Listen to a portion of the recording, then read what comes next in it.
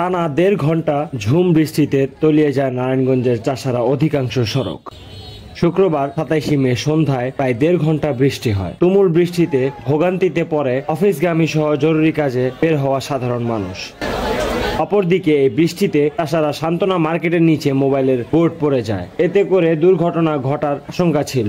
Market কর্তৃপক্ষের অবহেলায় এই দুর্ঘটনা কারো জীবন নিতে পারত বলে জানিয়েছেন সাধারণ জনগণ।